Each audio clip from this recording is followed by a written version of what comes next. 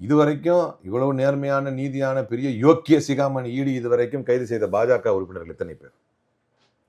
அவங்க தவறு பண்றாங்க அப்படின்னா இவங்களையே கைது பண்ணல அப்படின்னு நாங்க அப்படி கேட்கலையே. ஒரு புனிதத்தை தாண்டி ஒரு சட்டத்தின்படி ஒரு ஒரு எம்எல்ஏ ஆசருக்குள்ள நுழையிற அளவுக்கு உங்களுக்கு அவ்வளவு யோக்கியமானவங்க நீங்கன்னா உங்க யோக்கியத்தை நிரூபிங்கன்னு தான் நம்ம சொல்றோம். அப்ப இதே கேள்வி காங்கிரஸ் ஆட்சி காலத்துல நீங்க எத்தனை காங்கிரஸ்காரர்கள் மீது இந்த ரைடு எல்லாம் விட்டீங்க அப்படின்ற கேள்வி கேட்பாங்க இல்லையா? காங்கிரஸ் காலத்தில் நாங்கள் ஈடியே யூஸ் பண்ணலையே. அப்படி பார்த்தா நான் ஆரம்பத்திலே சொல்லிட்டேன், சிபிஐ கூண்டு கிளியாக இருக்கிறது அப்படின்னு காங்கிரஸ் காலத்தில் பார்த்து தான் அந்த வாதத்தை வைத்தது. ஆனால் இப்படி 0%ல இல்லை. எங்களுடைய காலத்தில் வேணா நான் உங்களுக்கு தரவுகளோட சொல்வதற்கு தயாராக இருக்கிறேன் சிறிது நேரத்தில்.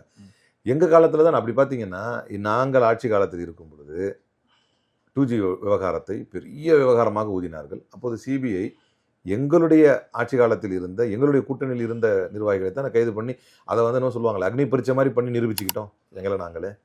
அப்படி பார்த்தா அது இல்லாத ஊழல் என்று பின்னாலே வினோத் ராய் உட்பட எல்லாரும் ஒத்துக்கிட்ட ஒரு விஷயம். ஆனால் அது அவ்வளோ பெரிய பூதாகரமாக மாற்றப்பட்டு இந்தியாவுக்கே மிகப்பெரிய கேள்வி இருக்கும். அப்போ நாங்கள் தானே அதை பண்ணிக்கிட்டோம்.